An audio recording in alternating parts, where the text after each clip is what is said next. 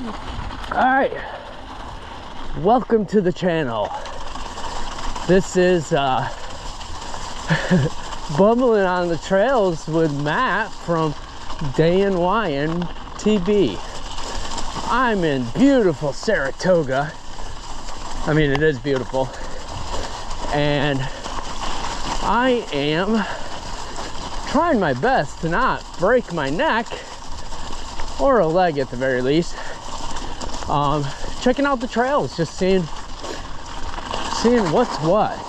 I was gonna go snowboarding today, but it was it's been unseasonably warm the past couple days.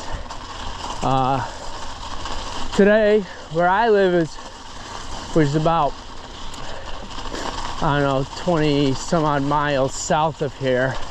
It was actually 42. It's a little chillier up here. I think it was 37 or 38, something like that. But as I said, I wanted to go snowboarding, and it was raining all day yesterday, raining today. Stopped raining by my house, but it's still raining up here. So the ski slope closed, which yesterday I looked on the ski slope site. They said that they had 12 to 16 inches of snow on the slope, and I think all but one or two slopes were running and active. They were still on. So I'm a little bewildered how, oh my god, this is all ice. A little bewildered how that much snow melted overnight. There's no way in hell I'm making it up that hill. Let me tell you that right now. I tried to go up there once before.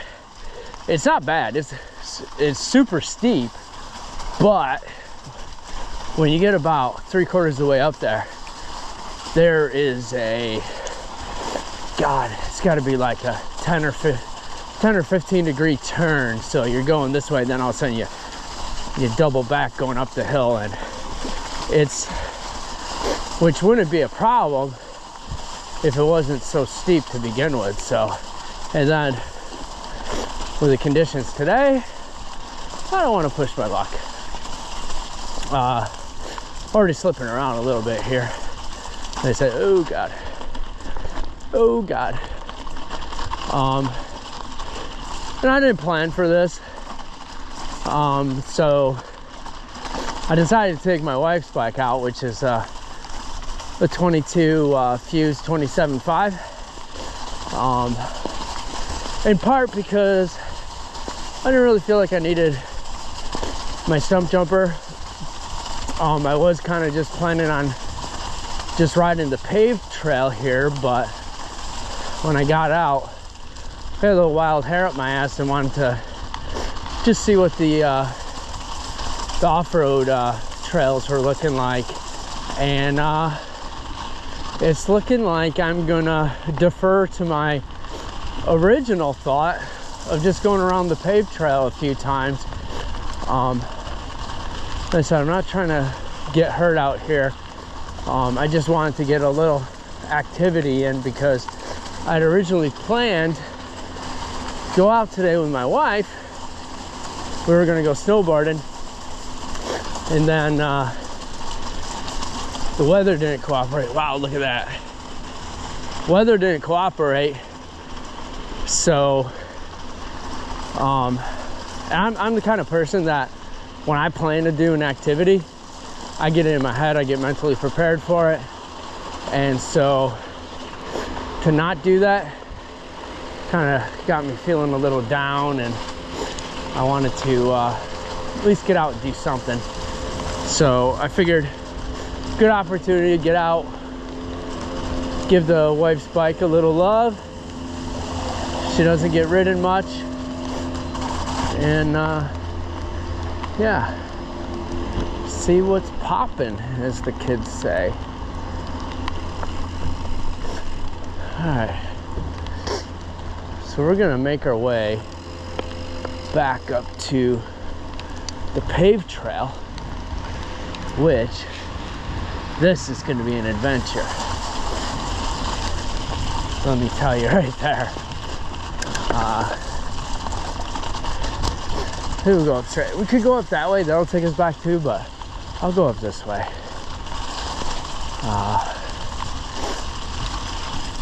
If I fall, which is likely to happen, try not to laugh at least until I give you the thumbs up, which I guess the fact that you're watching this, spoiler alert, I survive. It'd be ironic if it was post-mortem upload, but hey, YOLO. All right. Like I said, this is my wife's bike, which gives me a little bit more of a leg workout because it's a size small. I think it's tiny. Not that I'm huge, but I believe this is rated for, was it 5 foot to 5'4"? I am solidly in medium-sized frame territory. Not a huge guy, definitely not huge. I'm just under 5'9", so a medium is what I should be on. Maybe a large if I feel like compensating for something, which I don't. But all right, here we go. Whew. Fun. All right.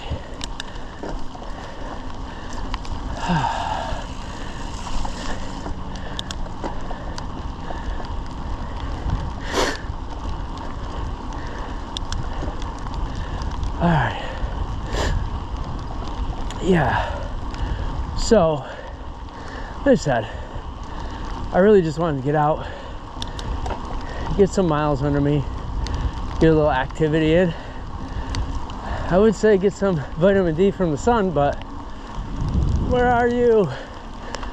No sun to be found. And it got me thinking, because when snowboarding was canceled, I felt like a sense of, not dread, but I was feeling really bummed out. Like, I wanted to go do something, you know? And winter months are already rough as it is up here in New York, because kind of limited in what you can do.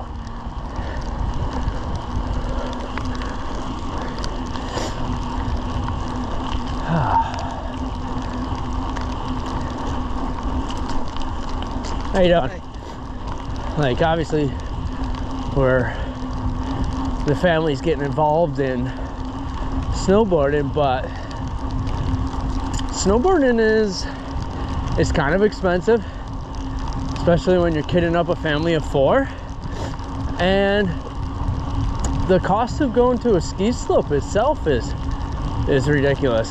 Like, fortunately, there's a smaller ski slope near us, which I got 2 small kids. We don't need to go to world-class resorts, but even that, it's like $120 for lift passes for my wife and I. And I think the little guy, it's either $10 or he's free, but my older son, he's like 30. So, you know, we're spending like $150 anytime we want to go skiing. So that kind of adds up. I mean, realistically, how many times you can go skiing in a month, or snowboarding, sorry. Like, if you would go 4 times, you know, that's an additional $600 each month you're spending. It's not like mountain biking where, you know, sure, you spend a lot on the equipment, but unless you're going to a downhill park, you're not spending anything to go ride other than occasional maintenance that you might need for your bike.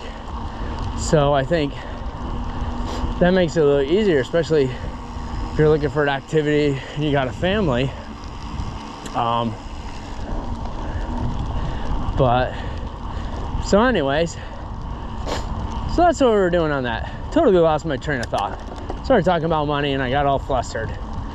But anyways, let's talk about this bike, because I did make one video about this bike shortly after we got it, but I haven't done much since on it. Like I said, it's my wife's bike, so it's not like I'm riding it all the time, although I do take it out from time to time just to because I do all the work on her bike, so I want to make sure everything's operating the way it should. And I don't have any data to back it up, but I'm sure it's not necessarily good for, you know, lubrication in the fork, or, you know, the bearings and stuff for the thing to just sit around stagnant all the time. I do store my bikes in the house, so it's not like they're exposed to harsh climate or anything, moisture, things that generally sap the life out of your bike parts. So at least there's that. But so the video I did on this bike, I think we had just gotten it. It was like maybe a month old at that point, and at that time the only upgrades I did to the bike was I took the SX drivetrain I had that I'd taken off my stump jumper and put it on this bike to replace the Microshift Advent 9 that was on here. Kind of got mixed reaction from that in the Fuse group, to be honest with you, because well, it was actually kind of funny. Somebody even said, I would divorce you if you gave me a SX drivetrain, which I mean, I get it. I know SX isn't the best drivetrain in the world, but I don't think it rises to the occasion of divorce. But I don't know, maybe it does. But anyways, so I put that on there, and the reason for it was I wanted to get rid of the square taper bottom bracket. I mean, it's I'm not gonna say it's junk. I'm just gonna say for the trails we ride, even if she doesn't ride it, I would be taking it out every now and then. I just didn't feel that square taper was the right bottom bracket on here. And eventually I would like to put a dub bottom bracket on here at some point, but that can wait. We'll see how long this power spline lasts before that, because, you know, just additional expense you don't really need to take on until you need it. But anyways, the extra gear range on the 12-speed Eagle, definitely an improvement. Even if the shifter and derailleur are garbage, just having that extra gear range, the 3 extra gears, it makes a difference and makes life easier out on the trail. But so I had that done, and then after that, as luck would have it, I actually found I think the website was sunandski.com, but just randomly, because probably like a lot of you, I'm just always looking at bike parts online, seeing what things are going for, whether it's looking for an upgrade or spare. But I was like, well, maybe, because I did put, instead of putting the SX cassette on this, I did put the NX cassette. And the reason I did that was the SX, I had quite a lot of miles on it, like probably at least 500 miles. And it wasn't failing, it still shifted smooth and everything, but I just wanted her to have a fresh cassette on there so that there wouldn't be any issues in the future. So I was like, well, maybe I should just go full NX, see if I can get a good deal on an NX derailleur, see what they're going for. And when I was looking for those, I think they're around like anywhere from 115 to 125, something like that, in that range. I saw that Sun and Ski website had a GX derailleur for $45. I was like, okay, you got my interest. I'm clicking the link. Let me see what's up with this. And sure shit, not a factory second, not a used, not a open box, nothing, just, you know, factory GX derailleur, the 520% range. So I said, it might be scammy, but for $45, I'm willing to take that risk. And I think I even paid using PayPal, so if it was a scam, there's a recourse to get my money back, right? So I bought it, and within a week it came in and it was legit. New in box, everything, sealed, all that, had all the appropriate things in there. So I got that, and then funny thing happened. As I'm trying to set the derailleur up, I'm like, I cannot get this thing to get dialed in. I'm like, what is wrong with this thing? It would only shift one gear in either direction. I'm like, something's wrong with this. So I spent probably 3 hours trying to troubleshoot this thing, figure out what the hell was going on with it. And eventually I got the great idea to think maybe it's my shifter. Maybe there's a problem with the shifter, because I think the derailleur is okay. And so I unstrung the shifter from the derailleur, pulled the cable out and everything, and just manually putting tension on the shifter cable. And same thing, it would only shift one gear up, one gear down, and it was really super difficult.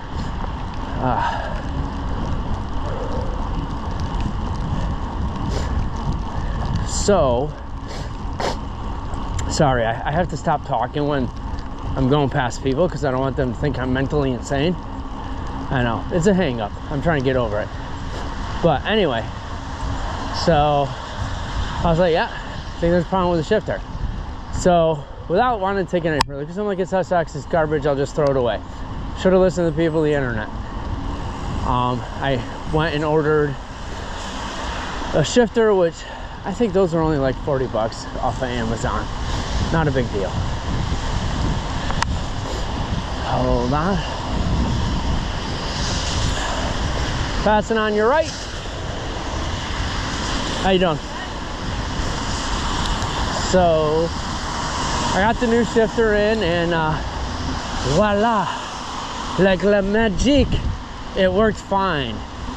So I was super happy with that. But then I was like, I want to dive into this SX shifter issue. I want to figure out what the hell is going on with this thing. So bust out the screwdriver, took it apart, and what did I find? Literally everything inside that shifter was not where it was supposed to be. The cable was all like had a crimp in it, was all bound up. The springs, the retainer pins, everything is just off of where it was supposed to be. So I had an extra shifter cable laying around, brand new one. I pulled the old one out, which took me forever. Like, SRAM needs to do a better job of providing actual manuals and documentation on their stuff, because they'll just send you something, and it's not just SRAM. Most bike companies do it. They'll just send you something with no instructions or anything, and it's like, I don't know, dummy, figure it out. Like, I don't know if I'm the idiot, and this is actually really simple. You don't need instructions to figure this out, or if it's just some weird thing part manufacturers do to ensure the average person doesn't screw things up trying to do work themselves and actually takes it to a professional. Could be. Maybe there's a lot of product returns because of that. I don't know. If any of you know, please enlighten. But that's what I'm gonna go with, at least. But anyways, so I put all the springs back, which I had to go find a YouTube channel that somebody was replacing the shifter cable to be able to try to figure out where everything was supposed to go, because it's not very intuitive, right? So managed to find a screen grab that was clear enough that showed where everything went. Managed to get everything on there, put the new cable in. Thing works immaculate. It's beautiful. I'm like, I've never seen a SX shifter. Well, I mean, this is my only one I've ever had, but that thing never shifted as good as it did after I put everything back, which made me wonder if the thing was broken from the get-go, that it was never assembled properly, because it always shifted hard and it wasn't very crisp. It was kind of mushy feeling.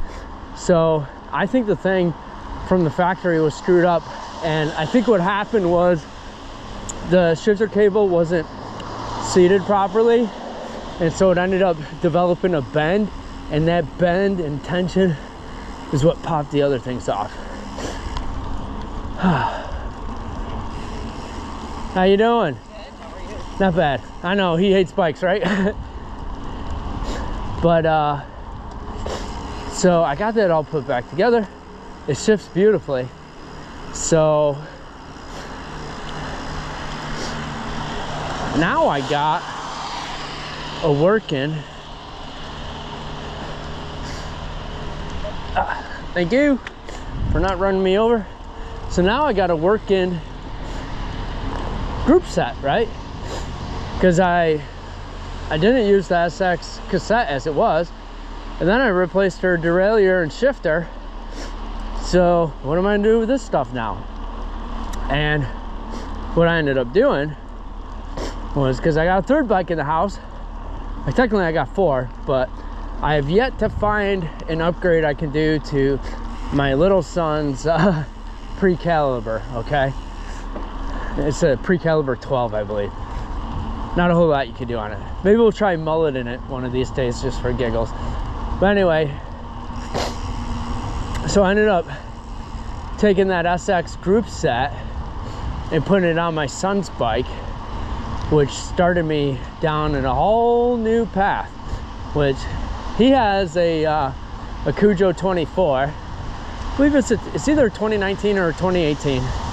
I bought it off of Marketplace used, and they didn't put what year it was, but that color scheme was available in both years. So we'll just call it 2018 for sake of argument. Doesn't really matter.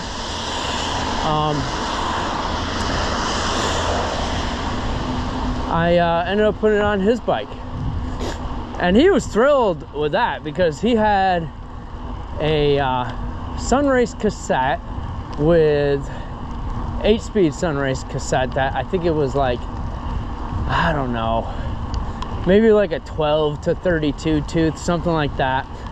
Not a very wide range, and it was a 1x, and it was paired up with Shimano Tourney grip shifter and derailleur. Now I had replaced the grip shifter with just a I don't even know what the heck it was. It was off of Amazon, questionable quality, but it worked. It was like a $20 Shimano, no model number really, 8-speed trigger shifter. It worked. What more can you ask for? But yeah, he was super happy with that. But anyways, back to the fuse. So after we got the drivetrain all squared away, sorry I went on a tangent there, but hey, if you're listening this long, apparently you're right along in the crazy cart with me. So after that, I had been trying, because it was around the time I replaced my fork on my stump jumper, swapped out the RockShox Silver, Recon Silver, whatever it is.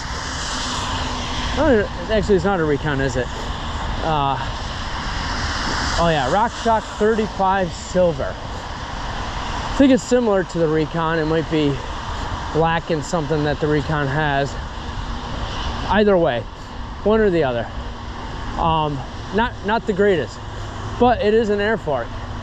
And this bike came with an X-Fusion MiG 27.5, which is an OEM fork that X-Fusion makes, which is a Springer, and it is heavy AF. It is probably, what was it? I think it's about 8.5 pounds. It is heavy. And it's not that great. It does have rebound and dampening on there, which that's pretty good for a spring fork, but I don't know, it's kind of lacking. Had 130 mils of travel, skinny ass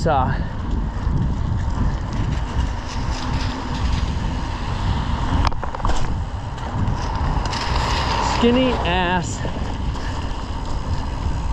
32 mil stanchions. Not very robust, especially when you want to take sweet jumps off of curves like that. Which I forgot that I'm on a hardtail. I totally pumped before I jumped, but nobody saw it, so you have no idea how sick or how lame the air was. But we'll just call it a foot for argument's sake. Anyways, I digress. So ended up taking that fork and putting it on this bike, bringing our total travel, ooh, that's messy, bringing our travel up to 140 millimeter and giving us a little more wheel room too, which the question of the day: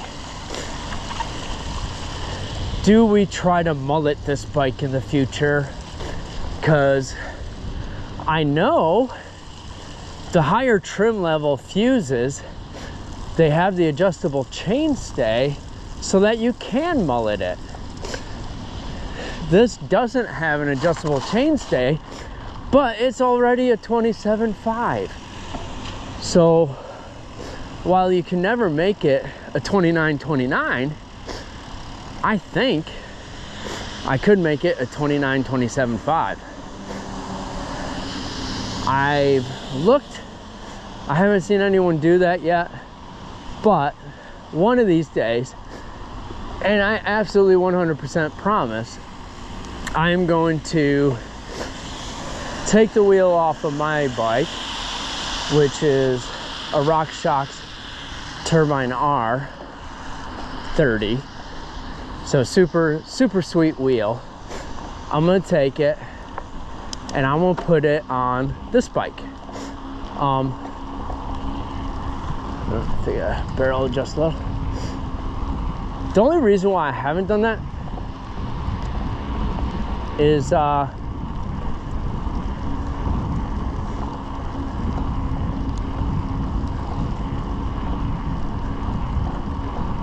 only reason why I haven't done that is that I'm gonna have to change my disc out.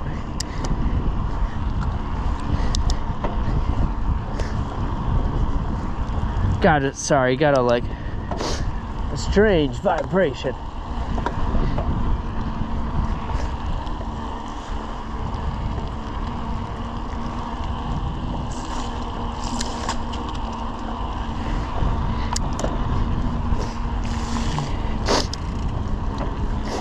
Alright, so anyways, I'll figure that out later.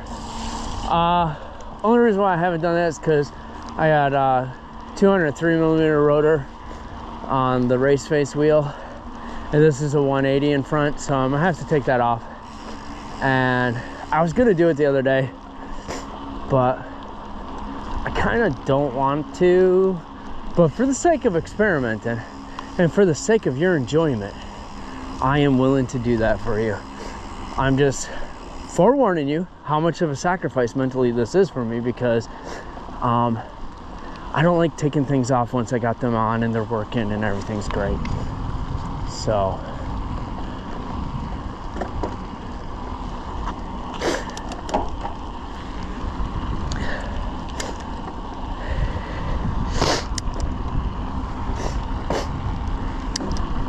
anyways,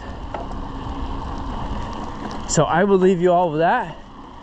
I'm getting ready to go back to the house, and I wish you all farewell. If you stuck around this long and listened to my babbling while I'm bumbling, I appreciate it. Thank you. Take care.